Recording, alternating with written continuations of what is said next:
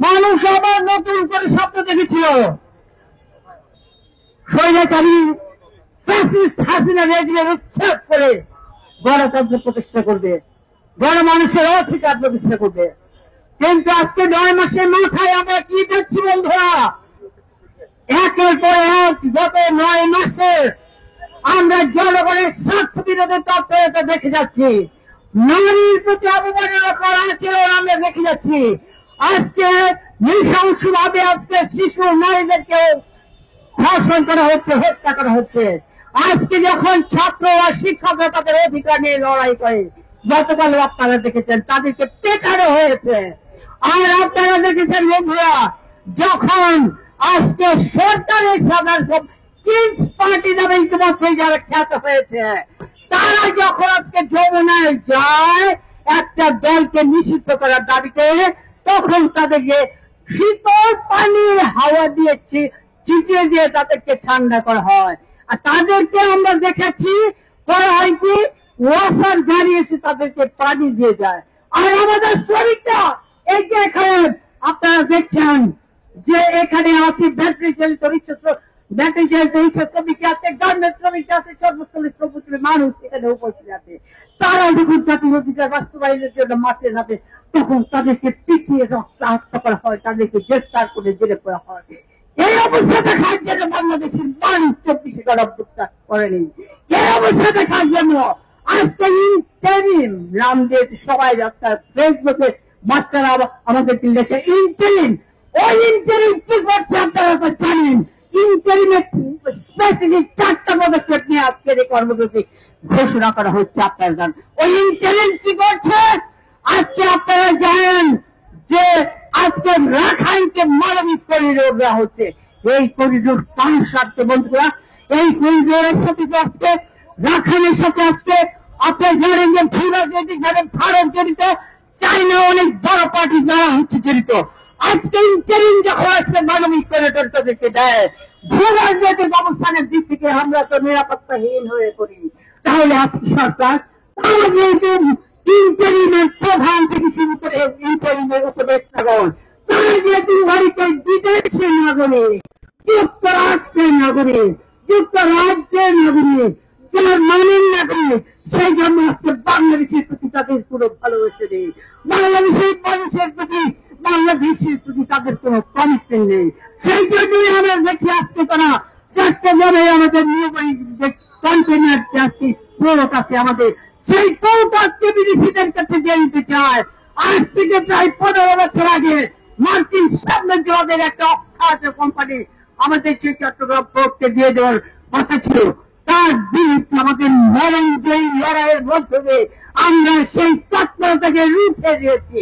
আর আজকে 24 গরম ফুটানের মধ্যে দিয়ে যে ইন্টারিম সরকার এসেছে, তারা আজকে নতুন করে চক্রান্ত করছে আজকে সেই চট্টগ্রাম বন্দর বিদেশিদের হাতে তুলে দেওয়ার জন্য। আজকে আপনারা যদি রাজনৈতিক যুদ্ধ হচ্ছে, সারা পৃথিবী দাঁড়িয়ে ট্রাম্পের পাশাপাশি গণহত্যাকারী হিসেবে নাম যার আসে তিনি হচ্ছে ইলন মাস্ক। সেই ইলন মাস্কের স্টার্লিং আজকে বাংলাদেশে তাদেরকে অধিকার দেওয়া হচ্ছে, তাদেরকে অনুপ্রবেশ দেওয়া হচ্ছে। আজকে ইন্টারিম প্রধান কাতারে গিয়ে বললেন কি আমাদের নির্দেশকে, কাতারের একটা বিদেশি তাদের অস্ত্রের বাজার করে তাদের অস্ত্রশস্ত্র বানাবেন, সেই জায়গা দেওয়া হবে আমাদের কৃষিকে। আমরা ভিন্ন এই সক্ষমতাগুলো আমরা নিন্দা জায়গা ভাষা করতে পারছি না।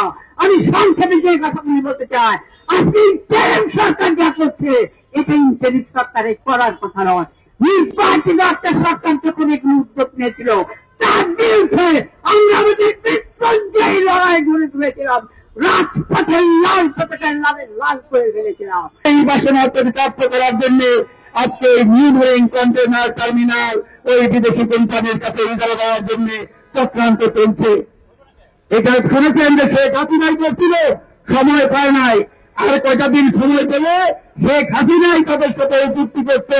এখন শেখ হাসিনা কাজ করে ফেলছে, আমরা মুখে ঠান্ডা তুলে ফেলছি, বলার হোক বুঝা করে দেবে ফ্যাসিবাদ বলতে। কিন্তু ফ্যাসিবাদী শেখ হাসিনার সমস্ত নীতি এই অন্তর্বর্তীকালীন সরকার যেটা জুলাই গণঅভ্যুত্থানের মধ্য দিয়ে দায়িত্ব নিয়েছে, তারা সমস্ত ফেব্রুয়ারি সরকারের যে ধারাবাহিকতায় সমস্ত নীতি চুক্তি সেগুলো বাস্তবায়ন করছে। এই সরকারের তো ক্ষমতা এসে প্রথমেই আদানির সাথে যে বিদ্যুতের চুক্তি হয়েছিল সেই চুক্তি পর্যালোচনা করা দরকার ছিল, পর্যালোচনা করে সেই চুক্তি বাতিল করা দরকার ছিল। বাংলাদেশে যতগুলো রেন্টাল কোম্পানি আছে সেই কোম্পানির থেকে সবচেয়ে বেশি দামে এই আদানির বিদ্যুৎ আমাদেরকে কিনতে হচ্ছে। এই ধরনের একটা অসম চুক্তি, জাতীয় স্বার্থবিরোধী চুক্তি শেখ হাসিনা করেছিল। আমরা সেই চুক্তি বাতিলের কোন লক্ষণ দেখছি না। উপরন্ত সে মোট বিদ্যুতের অর্ধেক শেখ হাসিনার সময় সেখানে দ্রুত সাপ্লাই করতে বিদ্যুৎ এসে বলতেছে তুমি 100 ভাগ বিদ্যুৎ আমাদের এখানে সরবরাহ করো। কথায় কথায় ভারতের বিরোধিতা করে, আর ভারতের কোম্পানির যে শর্ত সেই শর্তগুলো এই ইউরোপ সরকার আগের সরকার দলগুলোর মতো প্রতিপালন করছে। বাংলাদেশে মানুষ বলে 24-এ গণঅভ্যুত্থান করলাম, আমরা শ্রমিক, কৃষক, মেহনতি মানুষ, ছাত্র জনতা কি পাইলাম? কার লাভ হইল অভ্যুত্থান কইরা? সাধারণ জনগণ বলে আমাদেরকে বোকা ভাবে যে আপনারা তো ইউনুসকে মনে হয় খুব ভালোবাসছিলেন। ইউনুস কিন্তু সবচেয়ে বেশি স্বার্থপর, সে নিজের স্বার্থ ছাড়া আর কারো স্বার্থ দেখে না। ইউনুস ক্ষমতায় আসার পরে, অভ্যুত্থানের পরে সবচেয়ে বেশি লাভবান হয়েছে ডক্টর ইউনুস। ক্ষমতায় এসে 7টা বিষয়ে সে সরকারি যে অনুমোদন, নিজের প্রতিষ্ঠান নিজের অনুমোদন নিয়ে নিছে। 666 কোটি টাকার ট্যাক্স সেগুলো মৌকুফ করে নিয়ে গেছে। তার যে মামলা দিয়েছিল নিজের মামলা নিজেই তলবের খোঁচায় প্রত্যাহার করে নিয়েছে। এমনিতেই তো বিচার বিভাগের উপরে মানুষের আস্থা নাই, তাহলে এরকম নির্বাহী তলবের খোঁচায় যখন নিজেদের মামলা নিজেরাই প্রত্যাহার করে আইনগত প্রক্রিয়া অনুসরণ করে না, তাহলে বিচার বিভাগ বলে কোন জিনিস আছে বলে মনে হয় না। গ্রামীণ ব্যাংকের 5 বছরের যে ট্যাক্স সেটা মৌকুফ করে নিয়েছে 2029 সাল পর্যন্ত। নিজের গ্রামীণ প্রতিষ্ঠান বলে সেখানে বিশ্ববিদ্যালয়ের অনুমোদন নিয়েছে, নিজের গ্রামীণ ব্যাংকের গ্রামীণ বিশ্ববিদ্যালয়ের অনুমোদন ইউনুস নিজেই দিয়েছে। গ্রামীণ ব্যাংকের নামে এই স্টারলিংকের সাথে কোলাবোরেশনে এখানে এই যে বিকাশ এবং নগদ ডিজিটাল লেনদেন, সেই ধরনের একটা প্ল্যাটফর্ম, সেই ধরনের টাকা পয়সা লেনদেনের অনুমোদন গ্রামীণ টেলিকমের নামে সেখানে অনুমোদন নিয়েছে। সেখানে বলেছে শুধু তাই না, আপনারা যেটা আগুন ব্যবসা বলেন, ম্যান পাওয়ারের ব্যবসা, গ্রামীণ ম্যান পাওয়ার কোম্পানি নামে একটা প্রতিষ্ঠান, সেই প্রতিষ্ঠানের অনুমোদনে ডক্টর ইউনুস নিয়েছে।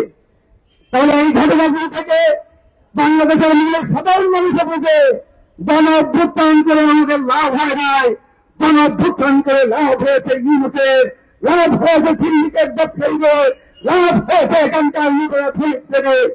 কারণ ক্ষমতায় আসার পরে শেখ হাসিনার সাথে সহযোগিতা করে, সংযোগ করে ওই সালমান রহমান, ওই যে এসালম সহ এই সমস্ত গ্রুপরা, লুটপাটকারীরা ব্যাংক থেকে টাকা লুটপাট করেছে, জনগণের পকেট কেটেছে, তাদের কাছাগ্রহ স্পর্শ করে নাই, তাদের সম্পদ বাজেয়াপ্ত করে নাই। তারা বহাল তবিয়ত রয়েছে, আরো নতুন নতুন এসালম, নতুন নতুন সালমান খান সেগুলো তৈরি হতেছে। এটার নমুনা কি জানেন? এই গত 9 মাসে সেখানে নতুন করে 5,000 কোটিপতি বাংলাদেশে তৈরি হয়েছে। আমাদের কথা না, বাংলাদেশ ব্যাংকের রিপোর্ট, নতুন 5,000 কোটিপতি হয়েছে। অপরদিকে বলছেন এই কয়েক মাসে বাংলাদেশে 30 লাখের উপর মানুষ তারা অতি দরিদ্র হয়ে গেছে।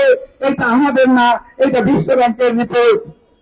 এটা কোনোটাই আমাদের নিজেদের কথা না, বাংলাদেশ ব্যাংক এবং বিশ্ব ব্যাংকের রিপোর্ট।